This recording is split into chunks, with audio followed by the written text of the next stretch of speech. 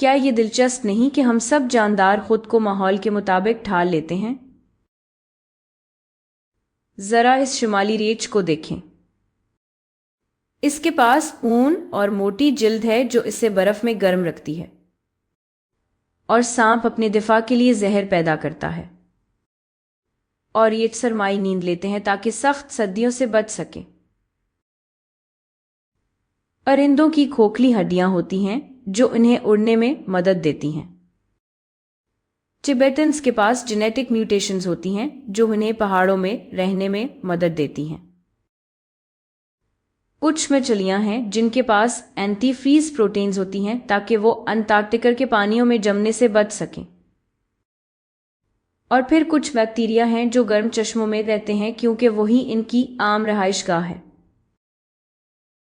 یہ سوچنا واقعی کمال ہے کہ ہم اپنے ماحول کے مطابق کیسے ایوالو ہوئے ہیں، لیکن کیا آپ نے کچھ نوٹ کیا؟ یہ ساری تبدیلیاں، یہ اڈیپٹیشنز ایک ہی طرح کی نہیں ہیں، یعنی ذرا سوچیں۔ اس شمالی ریچھ کی ایک اڈیپٹیشن یہ ہے کہ اس کے پاس اون اور موٹی جلد ہے، اور پھر یہاں ایک اور اڈیپٹیشن ہے، یعنی جینیٹک میوٹیشنز۔ یعنی یہ بالکل مختلف چیزیں ہیں، لیکن اگر آپ تھوڑا اور غور سے دیکھیں تو یہاں کچھ اڈیپٹیشنز ایسی ہیں جن میں کچھ مماثلت ہے، جیسے پرندوں کی کھوکھلی ہڈیاں اور اون، اور شمالی ریچھ کی موٹی جلد۔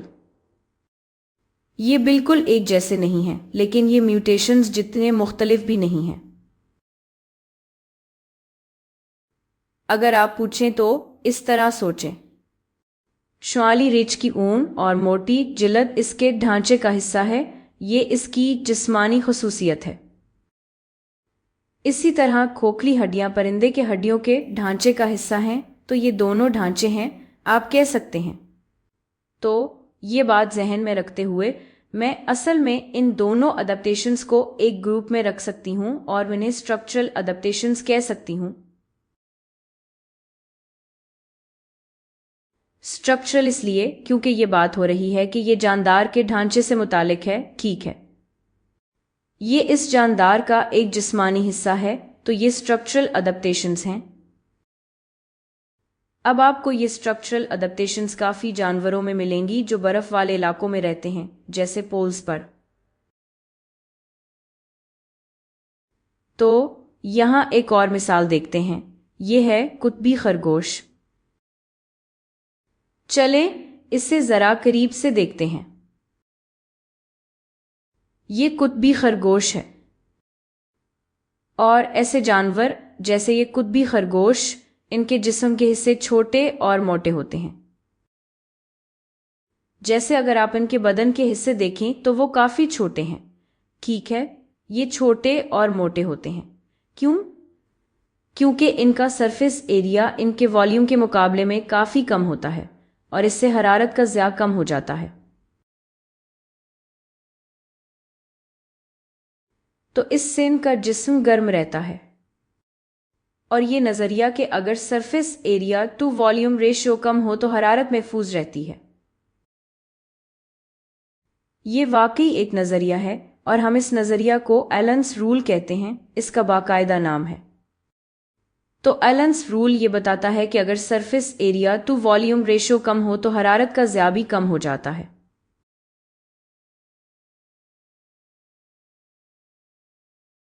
تو اگر ہمیں اسے لکھنا ہو تو یہ ہوگا کہ surface area to volume ratio اگر کم ہو تو ہیٹ لاس بھی کم ہوگا۔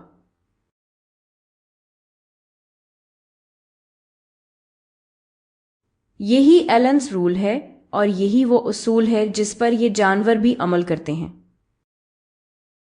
تو ایسے ہی ان کے پاس یہ ساری اسٹرکچرل اڈیپٹیشنز ہوتی ہیں جو ان کی جسمانی حرارت کو برقرار رکھنے میں مدد دیتی ہیں۔ اب اسٹرکچرل اڈیپٹیشنز صرف جانوروں تک محدود نہیں ہیں، آپ کو اسٹرکچرل اڈیپٹیشنز پودوں میں بھی ملیں گی، اور ایک بہت مشہور پودا ہے کیکٹس، جو ابھی صحیح جگہ پر نہیں ہے، تو اسے ذرا سا آگے کر لیتے ہیں۔ اچھا، تو یہ ہو گیا۔ تو یہ کیکٹس یہاں پر، اس میں کئی اسٹرکچرل اڈیپٹیشنز ہیں۔ चलें एक बार फिर जरा करीब से देखते हैं। अब कैक्टाई या कांटेदार पौधे, इनमें कांटे होते हैं, ठीक है। अब ये कांटे ये दरअसल तब्दील शुदा पत्ते हैं और इन्हें इस तरह तरमीम किया गया है कि ट्रांसपिरेशन कम हो जाए, क्योंकि ये कैक्टाई सहरा में बहुत अच्छी तरह बढ़ते हैं और सहरा की तेज गर्मी में ये ज्यादा पानी ज़ाया नहीं कर सकते।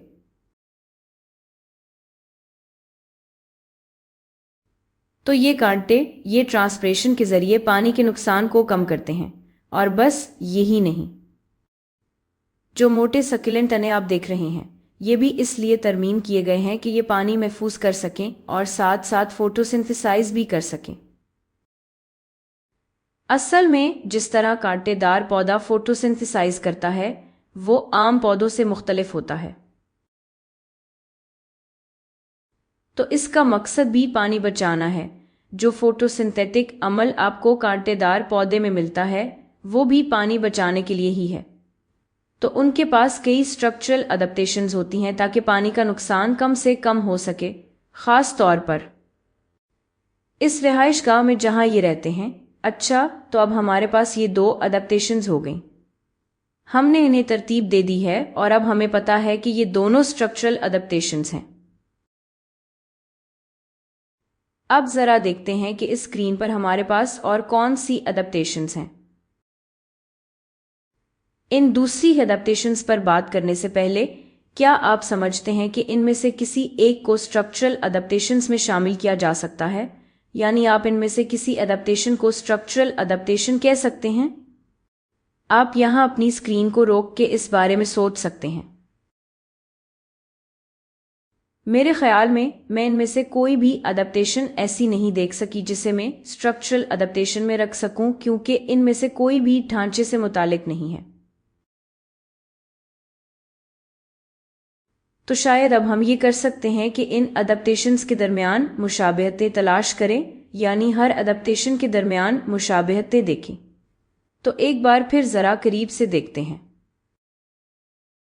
तो अब हम अपने इस रीच से शुरू करते हैं जो यहां सरमाई नींद ले रहा है। तो रीच का सरमाई नींद लेना ये वो चीज है जो रीच को करनी पड़ती है, ठीक है। यानी ये एक सरगर्मी की तरह है। ये सरमाई नींद इसलिए लेता है कि सख्त सर्द मौसम का मुकाबला कर सके। तो ये कोई ऐसी चीज नहीं है, ये थोड़ा मुख्तलिफ है एक अडेप्टेशन से जो बराह रास्त ढांचे में तब्दीली हो। तो हम इसे स्ट्रक्चरल अडेप्टेशन में नहीं रख सकते। लेकिन ये जो दूसरी अडेप्टेशंस हैं, जैसे सांप का जहर बनना या एंटीफीज प्रोटीन्स, यहां तक के म्यूटेशंस और वो बैक्टीरिया जो गर्म चश्मों में जिंदा रह सकते हैं, ये सारी चीजें, ये सारी अडेप्टेशंस ये जानदार के जिस्म के अंदर हो रही हैं।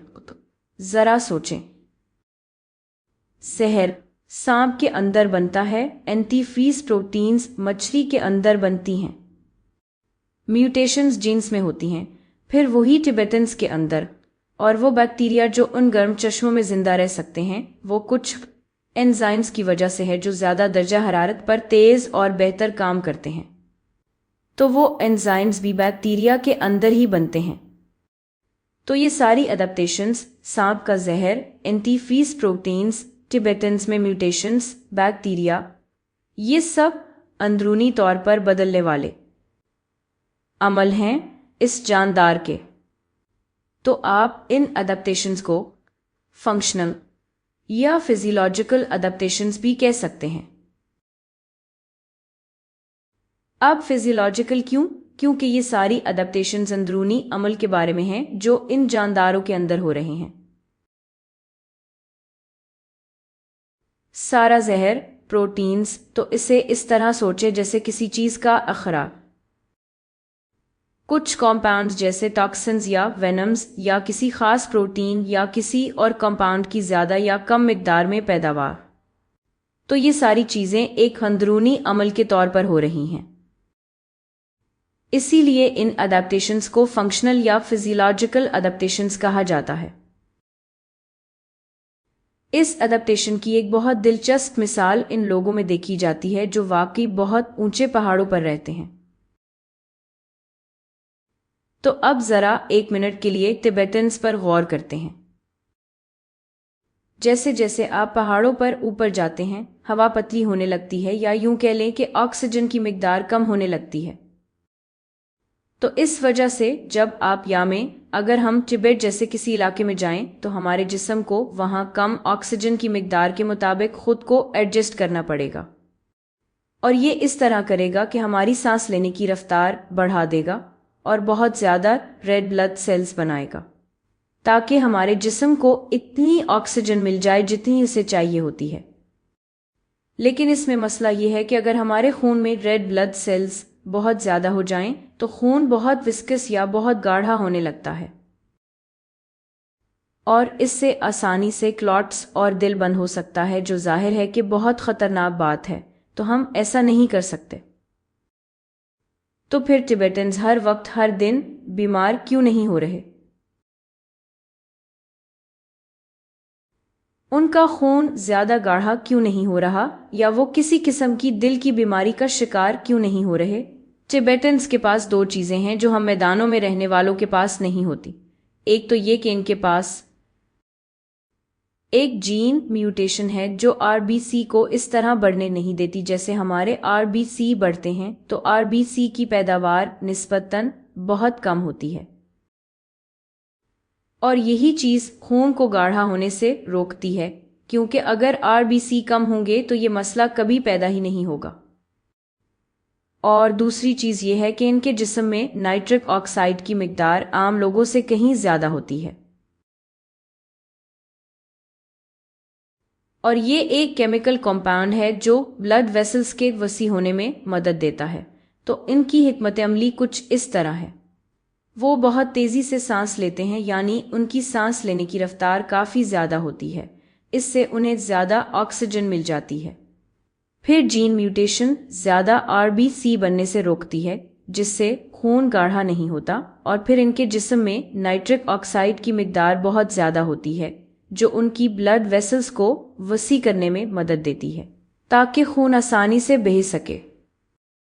تو یہ ساری چیزیں، اور یاد رکھیں یہ سب ہمیشہ کے لیے ایوالو فزیولوجیکل اڈیپٹیشنز ہیں، یعنی جین میوٹیشن اور نائٹرک آکسائڈ کی مقدار کا زیادہ ہونا، یہ سب فزیولوجیکل اڈیپٹیشنز ہیں،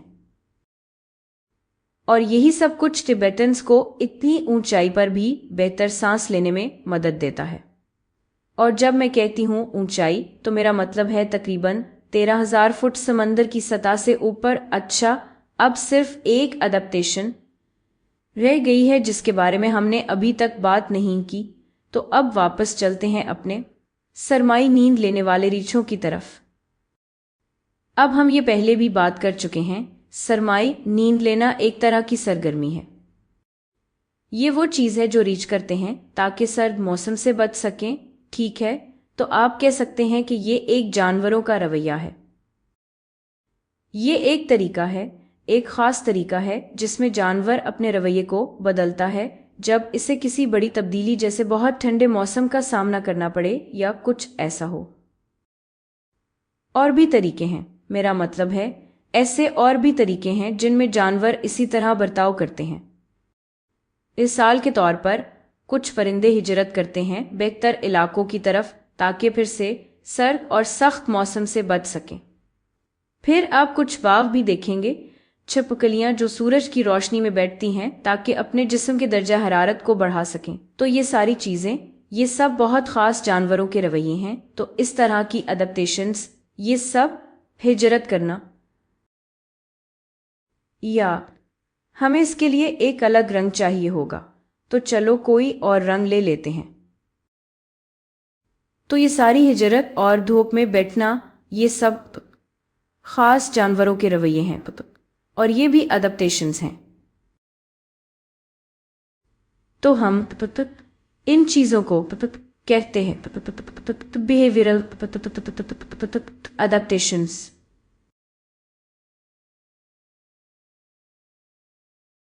تو یہ سب یہ بیہیویئرل اڈیپٹیشنز ہیں، یہ ایک بہت ہی خاص فطری رویے سے جڑی ہوئی ہیں جو یہ جانور پیدا ہوتے ہی کرتے ہیں۔